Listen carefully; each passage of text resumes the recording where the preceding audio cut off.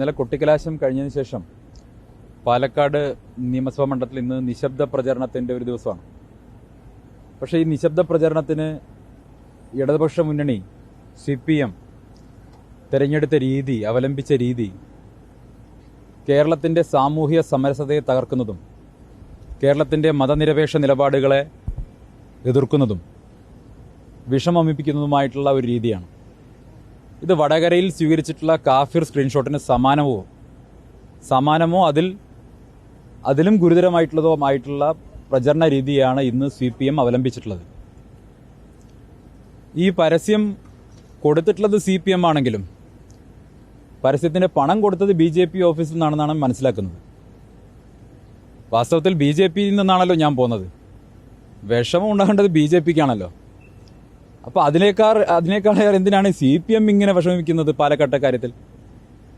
അതും ആ പരസ്യം കൊടുക്കാൻ അവർ തിരഞ്ഞെടുത്തിട്ടുള്ള രണ്ട് മാധ്യമങ്ങൾ ഒരു പ്രത്യേക വിഭാഗത്തെ ലക്ഷ്യം വെച്ചുകൊണ്ട് വർഗീയമായിട്ടുള്ള വിഭജനം ലക്ഷ്യമിട്ടുകൊണ്ട് നടത്തിയിട്ടുള്ളതാണ്.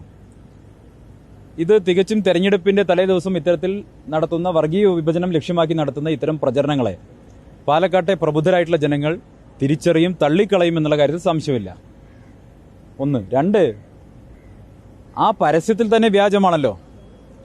പരസ്യത്തിൽ നേരത്തെ തന്നെ ഫാക്ട് ഫൈൻഡിങ് ടീം അത് വ്യാജമായ സ്ക്രീൻഷോട്ടാണെന്ന് കണ്ടെത്തിയിട്ടുള്ള ഒരു കാര്യം. ഒന്ന്.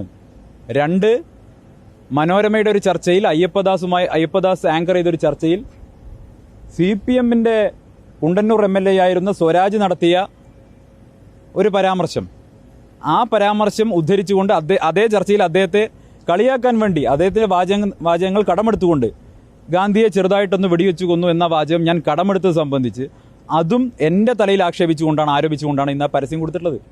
നമുക്ക് എന്ത് മോശമാണത്. ഇന്നലെ മുഖ്യമന്ത്രി ബഹുമാനപ്പെട്ട പാണക്കാട് തങ്ങളെക്കുറിച്ച് കേരളത്തിൽ ഒരു മുതിർന്ന രാഷ്ട്രീയ നേതാവും പറയാൻ പാടില്ലാത്ത വണ്ണം ഉള്ള പ്രസ്താവന നടത്തി.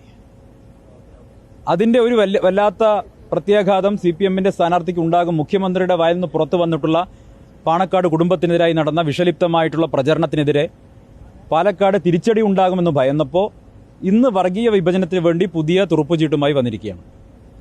ഇത് വാസ്തവത്തിൽ കേരളത്തിലെ ജനങ്ങൾ അപലപിക്കേണ്ടതാണ്, കേരളത്തിലെ ജനങ്ങൾ തള്ളിക്കളയേണ്ടതാണ്. മാത്രമല്ല, ഞാൻ പാടെ തള്ളിക്കളയുകയും വിഷമമിപ്പിക്കുന്ന ഫാക്ടറിയിൽ നിന്ന് മോചിതനായി ഞാൻ സ്നേഹത്തിന്റെ കടയിലേക്ക് വരുന്നു എന്ന് പരസ്യമായി പ്രഖ്യാപിച്ച് കോൺഗ്രസിലേക്ക് വന്നതിന് ശേഷം പഴയ കാലത്തെ ചില രാഷ്ട്രീയ നിലപാടുകളൊക്കെ സൂചിപ്പിച്ചുകൊണ്ട് എന്നെ ആക്ഷേപിക്കുന്നതിൽ അർത്ഥം എന്താ ഉള്ളത്? ഇനി ഞാൻ അത്ര മോശക്കാരനായിരുന്നെങ്കിൽ എന്തിനാണ് ഞാൻ ക്രിസ്റ്റൽ ക്ലിയർ സഖാവാകും എന്ന് ശ്രീ AK ബാലൻ പറഞ്ഞത്?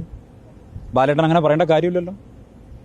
ഞാൻ നല്ല ഒന്നാന്തരം കോമ്രേഡ് ആകുമെന്ന് സർട്ടിഫിക്കറ്റ് തന്നത് ശ്രീ AK ബാലൻ തന്നെയല്ലേ? ബാലേട്ടൻ എന്നെ അറിയാത്ത പ്രശ്നമൊന്നുമില്ലല്ലോ. വ്യക്തിപരമായി ഞാൻ നല്ല ആളാണെന്ന് ബാലേട്ടൻ പറഞ്ഞില്ലേ? MP രാജേഷ് പറഞ്ഞില്ലേ? നിലപാട് തിരുത്തി വന്നാൽ പാർട്ടിയിലേക്ക് സ്വീകരിക്കുമെന്ന് പറഞ്ഞില്ലേ?